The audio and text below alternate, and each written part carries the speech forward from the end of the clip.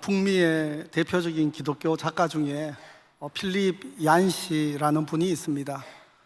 필립 얀시는 미국의 대표적인 복음주의 저널인 크리스티애니티 투데이의 편집장을 지냈고, 또 유명한 이 놀라운 하나님의 은혜를 비롯해서 수많은 책을 지은 베스트셀러 작가입니다. 하지만 얀시는 대학 시절만 하더라도 기독교 회의론자였습니다. 어린 시절에 이 엄격한 근본주의적인 교회에서 자라면서 이 교회에 대한 부정적인 경험과 상처가 많았습니다. 또 극도로 이 내성적인 성격 때문에 좀 친구들에게 또 이상한 사람 취급도 많이 당했다고 합니다. 그래서 어떤 친구들은 얀시에게 다가와서 놀림 반 진심 반 귀신을 쫓아내줄까 그러기도 했답니다. 근데 그런 그가 신앙의 전환점을 맞이한 것은 바로 부인 제닛과의 만남이었습니다. 얀시의 부인은 헌신적인 크리스천이면서도 또 매우 활달하고 또 따뜻한 사람이었고, 또 내성적인 그 남편의 약점을 잘 보완해 주었습니다. 또 무엇보다도 이 남편의 상처와 연약함도 잘 알고, 또 있는 그대로 용납하면서 또 변함없이 지지를 해 주었습니다. 그래서 그렇게 아내의 사랑과 헌신적인 도움 덕에 얀시는 회의론자에서 은혜의 사람으로 거듭났고, 또 기독교를 변증하는 세계적인 작가가 될 수 있었습니다. 한 사람의 인생이 새로운 전환점을 맞이하는 데에는 사실 결혼이 참 중요한 역할을 합니다. 하나님은 세상을 창조하실 때부터 남자와 여자가 서로 한 몸을 이루는 가정을 창조하셨습니다. 또 죄로 깨어지고 이 망가진 세상을 다시 회복시키실 때에도 이 가정을 중요하게 사용하십니다. 우리가 지난 주일에 성도로서 세월을 아끼라 성령의 충만함을 받으라 배웠습니다.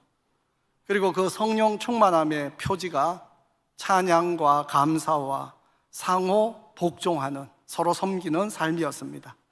근데 오늘 본문은 이 서로 복종하고 섬기는 구체적인 어떤 삶의 장이랄까요, 이 실전으로서 제일 먼저 남편과 아내의 관계를 다루고 있습니다. 여러분, 만물을 회복하시는 하나님의 그 우주적인 계획 속에 제일 먼저 이 가정의 회복을 이야기하는 것, 참으로 인상적입니다. 자, 오늘 말씀을 통해 망가진 세상을 회복하시는 그 하나님의 계획에 동참하는 복된 성도와 복된 가정들이 되시기를 바랍니다. 자, 첫 번째, 이 만물을 회복하는 가정은 그리스도 안에서 남편과 아내가 서로 복종하고 섬기는 가정입니다. 21절 말씀, 그리스도를 경외함으로 피차 복종하라. 지난주 말씀의 결론이었죠. 그런데 이 말씀은 앞선 말씀과 뒤에 이어지는 그 말씀을 연결하는 일종의 힌지 역할을 합니다. 우리가 18절에서 21절까지 나오는 성령 충만을 저희가 배웠을 때 그 성령 충만의 결과이자 표지이기도 하고, 동시에 이제 22절부터 이어지는 남편과 아내, 또 부모와 자녀, 종과 상전의 이 상호 관계에 적용되는 대원칙을 선언한 것입니다. 성경은 우리 인간 관계에 있어서 어느 한쪽이 그냥 일반적으로 그냥 희생하고 순종하라 요구하지 않습니다. 서로 복종하라는 상호성의 원리가 그 근본에 깔려 있는데요. 그런데 성경이 말하는 이런 상호 복종의 원리는 나도 복종할 테니까 당신도 복종해라, 이런 세상의 기브 앤 테이크의 논리가 아닙니다. 네가 먼저 나를 섬겨주면 나도 너를 섬길게, 이런 자기중심적인 관계 설정도 아닙니다. 여기에 서로가 복종하고 섬기는 그 밑바탕에는 그리스도를 경외함으로가 있습니다. 여기에 그리스도를 경외함으로 피차 복종하라.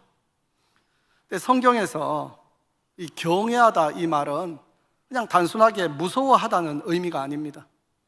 깊은 존경을 담은 사랑을 포함하고 있습니다. 그래서 그리스도를 경외한다, 이 말은 그리스도께서 우리 삶의 주인이시고 우리의 사랑과 순종의 대상이 되신다는 의미입니다.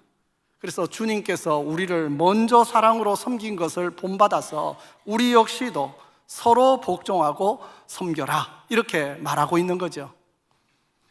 이런 상호 복종을 전제로 먼저 아내들에게 명령을 하고 있습니다. 22절 말씀, 이 말씀은 우리 여성들만 같이 읽도록 하겠습니다. 아내들이여 자기 남편에게 복종하기를 주께 하듯 하라. 만약 남편에게 복종하라, 이 명령만 있으면 우리 여성들 까무라치고 아마 들고 일어날 것입니다. 남편에게 복종? 지금이 무슨 조선시대야? 내가 왜? 근데 문맥을 끝까지 잘 보고 끝까지 들으셔야 합니다. 그리스도를 경외함으로, 그리고 주께 하듯, 이것이 중요합니다. 남편에 대한 복종 이전에 내가 주님을 사랑하고 순종하는 사람이라는 거듭난 성도의 정체성이 먼저입니다. 주님을 사랑하고 주님께 순종하는 사람으로서, 그 여성으로서 남편에게도 순종하라, 이 말씀입니다. 근데 많은 사람들이 이 성경의 명령을 당시에 그리스 로마의 이 문화적인 상황에 제한해서 해석합니다. 이 남편에 대한 아내의 복종은 당시 로마 시대의 가부장적인 시대였기 때문에 그때 그것을 배경으로 해서 그때만 적용되고, 요즘처럼 이 남녀가 평등한 시대에는 좀 다르게 해석해야 된다, 이렇게 보는 겁니다.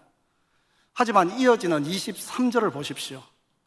이게 단순하게 문화적인 맥락에서 말하는 것이 아님을 알 수 있습니다. 이는 남편이 아내의 머리됨이 그리스도께서 교회의 머리됨과 같음이니 그가 바로 몸의 구주시니라. 아내가 복종해야 되는 그 근거를 남편의 머리됨, 이 케팔레라고 하는데요, 영어로는 헤드쉽입니다. 여기에서 찾습니다. 남편의 머리됨이 그리스도의 머리됨의 비유가 됩니다. 복종의 범위와 수준도 교회가 그리스도께 하듯 범사에 그렇게 하라 말합니다. 이 말씀은 우리 여성들 기분 나쁘라고 주신 말씀도 아니고, 야 이제 남자들 어깨에 좀 힘주라, 그렇게 주신 말씀은 더더욱 아닙니다. 이 그리스도께서 교회의 머리가 되신다는 것은 교회를 사랑하고 교회를 위해 자기를 내어주고 교회를 책임지고 돌보신다는 거죠. 그래서 남편의 머리됨이라는 것도 아내를 사랑하고 희생하고 아내를 돌보고 책임진다는 의미에서 그렇습니다. 그러면 왜 아내들에게 먼저 순종을 명령하셨을까요? 세 가지 이유가 있습니다. 첫 번째는 창조입니다. 하나님의 창조에서 여성이 돕는 배필로 지음을 받았기 때문입니다. 하나님이 먼저 아담을 지으시고 그 다음 창세기 2장 18절에 가서 이 여자를 창조하시면서 이렇게 말씀하십니다. 사람이 혼자 사는 것이 좋지 아니하니 내가 그를 위하여 돕는 배필을 지으리라. 근데 여기에서 이 돕는다는 말 때문에 여성이 열등하다거나 남성의 보조적인 역할이다, 그렇게 이해하시면 안 됩니다. 여기에 돕는다는 이 말 에제르는 구약에서 주로 하나님을 표현할 때 사용됩니다. 20번 중에 17번이 하나님이 하시는 일입니다. 하나님이 이스라엘을 돕는다. 여호와는 나의 도움이시다. 이때 이 도움입니다. 하나님이 강한 팔로 이스라엘을 돕듯이 여성도 남성의 약한 부분을 돕는 것, 그런 돕는 배필로, 파트너로 창조된 것, 이것이 바로 하나님이 창조 속에 하신 일입니다. 사실 남자들이 겉으로는 세게 보여도 여성의 도움 없이는 좀 제대로 하는 일이 별로 없습니다. 남편에게 아내의 도움은 하나님의 도움을 대신하는 필수적인 도움입니다. 그래서 이 창조의 맥락 속에서 성경은 여성의 순종을 먼저 말하고 있습니다. 두 번째, 이것은 타락의 맥락인데요. 여자가 먼저 불순종해서 인류 전체가 타락했기 때문입니다. 인류 최초의 범죄가 바로 여자가 하나님의 말씀에 불순종한 것, 즉 선악을 알게 하는 나무를 먼저 먹은 것에서 시작됐습니다. 뱀이 먼저 여자에게 다가갑니다. 이 열매를 먹으면 너희 눈이 밝아 하나님과 같이 될 것이다. 이 여자가 넘어오면 남자는 자동으로 넘어온다는 걸 이 뱀, 즉 마귀가 알았습니다. 그래서 여자가 먼저 넘어가서 죄를 짓고 남자도 아내의 말을 따라서 죄를 짓습니다. 이 인류 전체가 하나님을 떠난 엄청난 이 사건의 출발이 여자의 불순종이었습니다. 그래서 타락한 다음에 남자와 여자의 관계가 완전히 뒤틀려 버립니다. 그래서 창세기 3장 16절에 하나님이 그 여자에게 이렇게 말합니다. 너는 남편을 원하고 남편은 너를 다스릴 것이니라. 타락의 결과입니다. 여기에 원한다는 말, 히브리어 단어 테슈카라는 말은 손을 뻗는다, 삼킨다, 그리고 조종한다 이 말입니다. 타락의 결과로 여자는 남자에게 손을 뻗어서 삼키려고 하고 자기 뜻대로 조종하려고 합니다. 근데 이에 대해서 남자는 어떻게 하는가? 거꾸로 그런 여자를 힘으로 누르고 군림하려고 합니다. 원래 하나님께서 남자와 여자를 창조하신 것은 서로 동등한, 서로 돕는 파트너로 창조되었는데 죄를 짓고 나고 죄가 이 세상에 들어오고 난 다음에는 이제 여자는 자기 뜻대로 남편을 조종하려고 하고 반대로 남자는 여자를 힘으로 누르는 것, 이런 왜곡이 일어났던 것입니다. 사실 여자가 마음만 먹으면 한 사람 남자 그냥 망가뜨리고 그냥 무너뜨리는 것 일도 아니죠. 그래서 성경에서 아내에게 남편을 네 뜻대로 조종하려고 하지 말고 그리스도를 경외함으로 복종하라 명령하고 있습니다. 바로 이 타락으로 일어난 남자, 여자, 남편과 아내의 관계를 다시 원상으로 돌리려는 그런 맥락에서 주어진 명령입니다. 자, 세 번째 이유는 구원과 관련됐는데요. 이 타락한 인류가 회복되는 구원의 순서도 여성의 순종으로 시작되기 때문입니다. 타락도 여성이 먼저였지만 구원도 여성이 먼저입니다. 타락한 다음에 하나님께서 여자의 후손에 대한 약속을 주시지요. 창세기 3장 15절. 여자의 후손은 내 머리, 즉 뱀의 머리를 상하게 할 것이요 너는 그의 발꿈치를 상하게 할 것이니라. 바로 여자의 후손으로 오실 메시아가 마귀의 세력을 멸하고 우리 인류를 구원하신다는 약속입니다. 이후 구원의 그 역사가 진행될 때 그 변곡점마다 여성의 순종이 결정적인 역할을 합니다. 이스라엘을 이집트에서 구원한 사람, 그 모세가 어떻게 이 땅에 나게 되었습니까? 바로 그 히브리 산파들의 그 순종, 어머니 요게벳의 믿음 때문입니다. 인류를 죄에서 구원하신 우리 예수님이 어떻게 이 땅에 오실 수 있었습니까? 바로 마리아의 순종입니다. 마리아가 수태고지를 받았을 때 주의 여종이오니 말씀대로 내게 이루어지이다. 이 여성의 순종이 인류의 구원에 결정적인 역할을 했습니다. 그래서 예수님이 여자의 후손으로 오셨습니다. 우리 가정에서도 아내의 순종이 가정의 구원과 회복에 너무나 중요합니다. 그래서 이 창조와 타락과 구속이라는 이 구원사의 맥락 속에서 먼저 여성에게 그리스도를 경외함으로 주님께 하듯 그렇게 순종하라 명령했습니다. 유대인들은 엄마가 유대인이면 자녀도 유대인으로 여깁니다. 이 아빠만 유대인이고 엄마가 이방인이다 그러면 자녀가 스스로 개종해야지 유대인이 될 수 있습니다. 그 이유가 뭔가? 그 원천을 바로 모세에게서 찾습니다.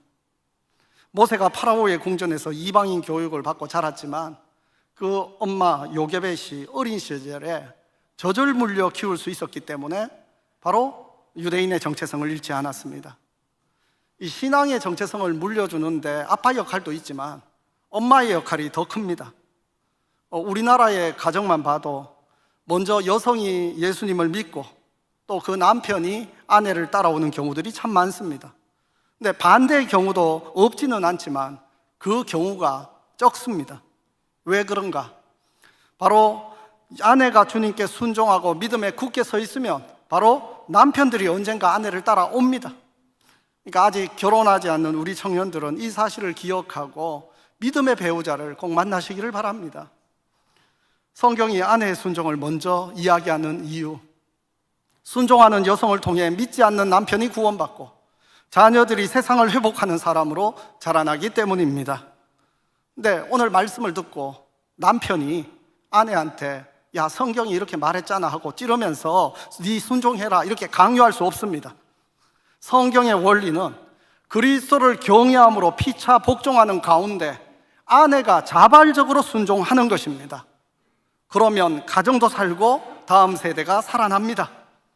우리 주님께서 먼저 순종의 본을 보이심으로 우리를 구원해 주셨습니다. 저와 여러분도 주님을 경외함으로 가정과 세상을 회복하는 복된 성도, 특별히 우리 복된 여성들이 되시기를 바랍니다. 자, 두 번째, 이 만물을 회복하는 가정은 남편이 희생과 섬김을 통해 그리스도의 사랑을 실천하는 가정입니다. 우리 25절 말씀, 이것은 우리 남자들만 읽겠습니다.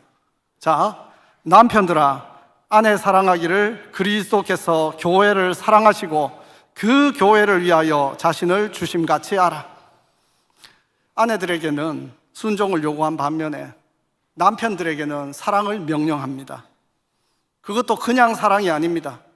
그리스도께서 교회를 위하여 자신을 내어주신 완전한 자기 희생의 사랑, 섬기는 사랑을 말합니다. 이 타락의 결과로 여자가 남자를 조종하려는 것처럼 남자 역시 오히려 지배하고 위에서 군림하려고 합니다. 그래서 이 타락의 결과를 되돌리기 위해서 아내들에게는 순종을 명령했지만, 조종이 아니라 순종이지만 남편들에게는 이 주님의 자기 희생적인 사랑을 명령합니다. 그리고 26절과 27절, 그리스도께서 구체적으로 어떻게 하셨나를 또 말씀합니다. 이는 곧 물로 씻어 말씀으로 깨끗하게 하사 거룩하게 하시고 자기 앞에 영광스러운 교회로 세우사 티나 주름 잡힌 것이나 이런 것들이 없이 거룩하고 흠이 없게 하려 하심이라. 여기에 물로 씻는다는 것은 세례를 의미합니다. 말씀으로 깨끗하게 하셨다는 것은 우리 죄를 정결하게 하셨다는 거고, 거룩하게 하셨다는 것은 거룩한 영, 성령을 주신 것을 말합니다. 티나 주름이 없이 거룩하고 흠이 없게 하시고 자기 앞에 영광스러운 교회로 세우신다고 하셨는데, 마치 결혼식의 신부처럼 아름답고 흠 없이 단장시켜 가장 빛나는 주인공으로 세우신다는 것입니다. 여기에 주님께서 하신 일, 깨끗하게 했다, 거룩하게 하다, 흠이 없게 하다, 이게 모두 제사장의 직분과 관련된 표현입니다. 남편이 자기 희생적인 사랑과 제사장적인 섬김으로 아내를 그렇게 빛나게 만들어줘야 된다는 것입니다. 가정세움학교에서 남편이 경제적인 책임도 필요하지만 영적인 책임을 함께 감당해야 한다는 게 바로 이 맥락입니다. 그리스도께서 교회를 위해 희생하시고 말씀과 성령으로 깨끗하고 거룩하고 흠없고 영광스러운 교회로 세우신 것처럼 남편들도 자기 아내를 위해 자기 희생적인 사랑과 제사장적인 섬김을 통해 아내를 아름답고 흠없게 그렇게 아름다운 신부로 세워야 합니다. 그런데 여러분, 자, 아내에게 순종하라, 남편에게는 자기를 희생하라, 제사장적인 섬김을 하라, 이 둘 중에 뭐가 더 어려울까요? 어떤 분들은 이런 거 딱 보면 답이 둘 다일 것이다. 제가 남편이라 그런 게 아니라 성경의 무게는 남편의 책임이 훨씬 더 무겁습니다. 아내는 순종만 하면 되지만 남편은 몸 바쳐서 자기를 희생하고 제사장으로 영적인 섬김도 감당해야 합니다. 그래서 이 명령을 보니까 그냥 갑자기 제가 숨이 턱 막히면서 주여라는 말이 나옵니다. 그래서 이 명령이 너무 무거운데, 근데 주님께서 우리의 약함을 아시고 좀 더 현실적인 실행지침을 하나 딱 그 뒤에 붙여주십니다. 29절 말씀인데요, 뭐냐 하면 아내 사랑하기를 자기와 같이 하라, 자기 사랑하는 것 같이 하라. 내가 배고프면 음식을 먹고, 내가 피곤하면 잠도 자고, 또 추우면 옷을 입고, 이렇게 우리가 우리 몸을 돌보지 않습니까? 그렇게 남편도 부인을 자기 몸을 돌보듯이 돌봐라 이렇게 말합니다. 가정의 공급자로서 아내의 필요를 채워주고 돌보라는 것입니다. 그러면서 하는 표현 중에 하나가 이렇게 아내를 돌보는 것은 곧 자기를 돌보는 것이다 이렇게 말합니다. 근데 이 말을 들으면 마음에 이렇게 저는 뭐가 있습니다. 왜냐하면 우리 집 사람한테 맛있는 거 사주고 제가 잘해주면 그 혜택이 거꾸로 나한테 다 돌아오기 때문입니다. 그래서 아내를 돌보는 것은 곧 나를 돌보는 것과 같다, 이 말도 이해가 됩니다. 그런데 사실 요즘 우리 남자들, 특히 우리 젊은 부부 가정들 이런 책임을 굉장히 버거워합니다. 왜 내가 힘들게 돈 벌어서 여자 좋은 일을 시켜야 해? 불평합니다. 그래서 이것 때문에 결혼을 안 하는 사람도 있습니다. 결혼한 지 얼마 안 된 남편에게 동료나 후배들이 요즘 어때? 이렇게 물어보면 퇴근하고 집에 가서 와이프 시중 드는 게 힘들어 그렇게 한답니다. 예전에는 이 결혼이 남자에게 좀 더 유리한 제도처럼 보였습니다.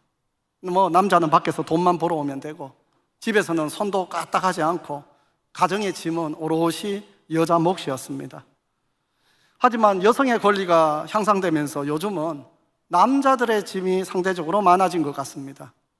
그런데 아셔야 할 것은 남자들, 원래 하나님이 계획하신 그 가정의 디자인은 남자에게 더 많은 책임을 맡기신 게 맞습니다. 그래서 남자들은 이것을 묻지 말고 따지지 마시고 그냥 받아들이셔야 합니다. 단지 그 책임이 너무 무겁기 때문에 짐지는 법을 배우셔야 합니다.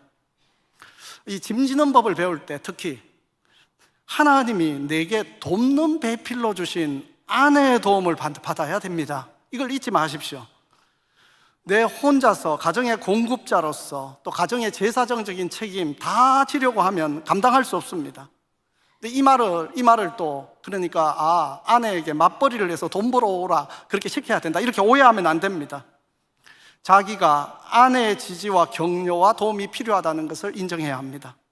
그리고 아내분들은 남편에 대해서 자기의 지지와 격려와 도움이 남편에게 절대적으로 필요하다는 사실을 인식하셔야 됩니다. 남자가 겉으로 센 척하지만 사실은 약합니다.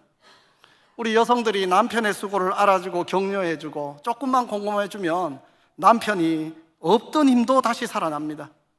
그런데 남편이 집에 들어오기가 무섭게 오늘 하루 수고 많았지요 이 말도 한마디도 하지 않고 집에 일 쌓였던 숙제 탁 내놓고 이거 해야 된다 저거 해야 된다 이렇게 일만 시킨다.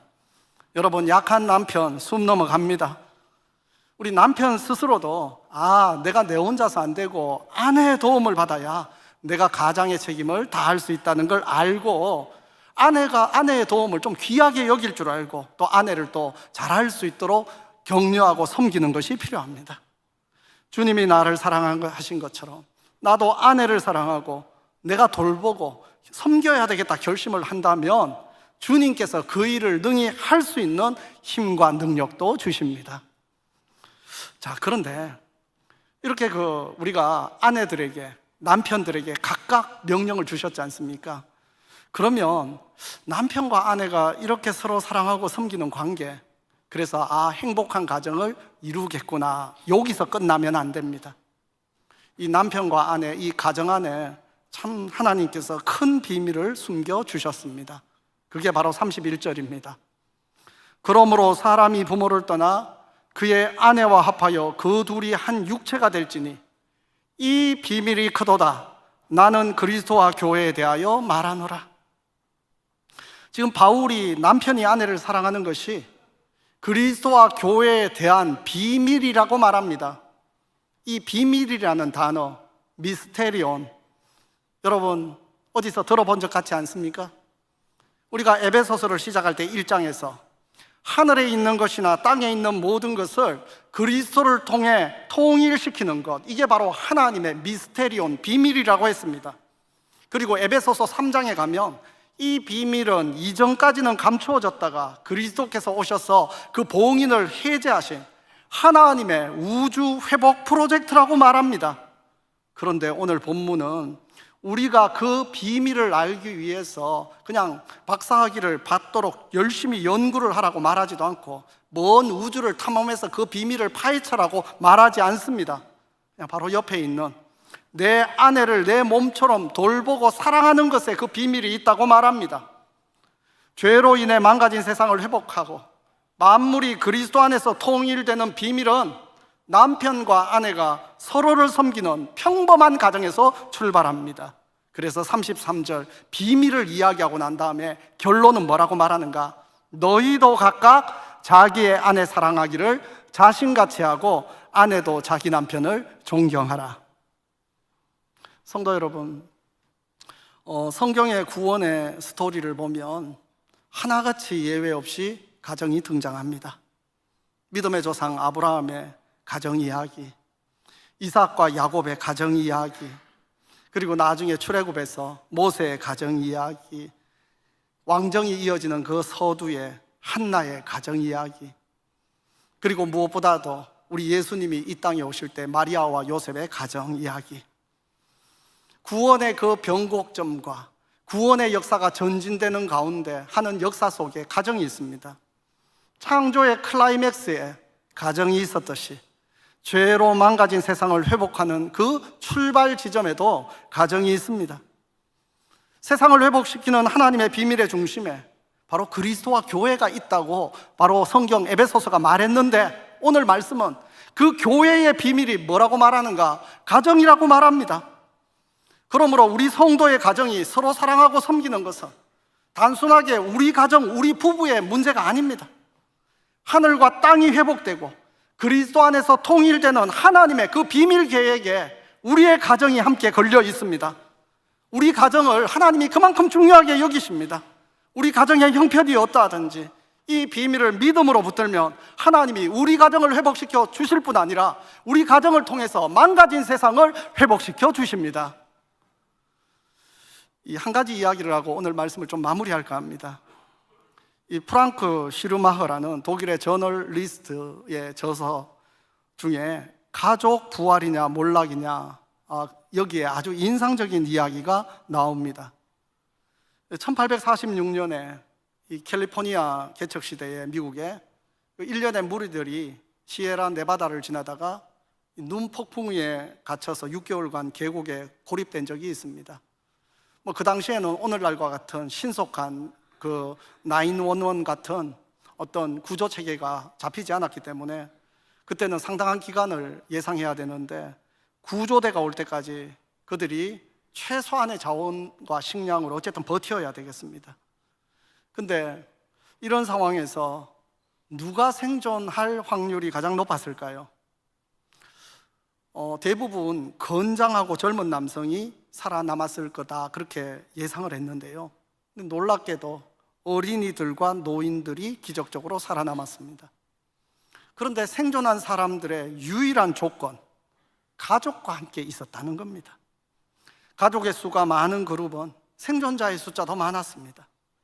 왜 그럴까? 극한의 조건에서 가족들만이 희생적인 사랑으로 서로를 돌볼 수 있기 때문입니다. 나이가 많고 적고 성별이 남자 여자, 아니 그 사람의 교육 수준이 어떠한가, 그 어떤 다른 조건도 이 가족의 희생적인 사랑과 연대를 넘지 못했습니다. 왜 하나님께서 창조의 정점에 가정을 두셨는가? 또 이 구원의 역사 속에서 가정을 이야기하는가? 이 어떤 것으로 대체할 수 없는 놀라운 그 힘이 바로 가정 안에, 가족 안에 있습니다. 근데 오늘 이야기를 또 듣고 난 뒤에 오늘 말씀이 보니까 남편, 아내 그런 이야기가 나오는데 나는 아직도 미혼이고 나 상관없다 하시는 분들이 있다면 그렇지 않습니다. 하나님이 그리시는 가족의 그림은 단순하게 혈연으로만 이루어진 가족이 아니기 때문입니다.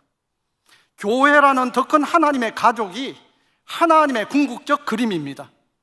그 교회가 어떤 공동체인지 보여주고 훈련하는 장이 우리가 현실적으로 지금 남편, 아내 이렇게 같이 함께 살아가는 이 가정일 뿐입니다. 그래서 우리는 마지막에 새 하늘과 새 땅에 가면 남편과 아내 이런 관계가 없습니다. 따라서 아직 싱글이신 분들, 혹시 결혼 후에 사별하셔서 혼자 사시는 분들, 또 혹은 여러 가지 이 땅에서의 참 수많은 사정으로 인해서 이혼으로 혼자 되신 분들 모두에게 오늘 이 말씀이 적용됩니다. 모든 성도는 하나님의 가족 안에서 자기를 희생하고 서로를 존경하고 서로 섬기고 돌보라는 소명을 받았습니다. 앞서 제가 이야기했던 이 프랑크 슈르마허의 책에, 그 책이 이제 한국어로 번역이 됐는데요, 거기에 그 서문, 이렇게 추천사를 적은 한 분이 있는데, 이분이 한국에서 나름 유명한 진화론자입니다. 그런데 그 추천사에 이렇게 적었습니다. 가족이 해체되어가는 시대에 인류는 가족을 대체할 수 있는 새로운 공동체를 찾아야 생존할 수 있을 것이다. 그런데 이미 2000년 전에 하나님께서 그 가족을 세웠습니다. 가족을 대체하는, 가족보다 더 가족 같은, 바로 교회입니다. 혈연으로 묶인 가족보다 더 뜨겁게 서로를 사랑하고 서로를 위해 자기를 희생하고 서로를 돌보고 서로를 섬기는 하나님의 가족, 바로 그게 교회입니다.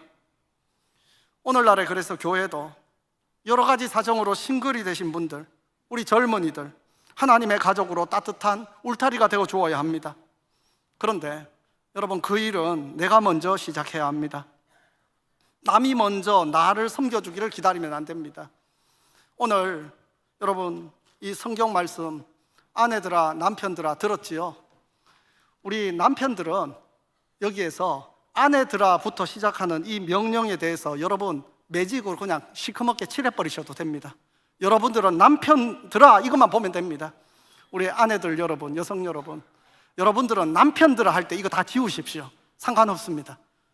우리들은 당신부터, 이 말씀이 그러니까 당신이 내게 해주면 해주겠다, 그게 아닙니다.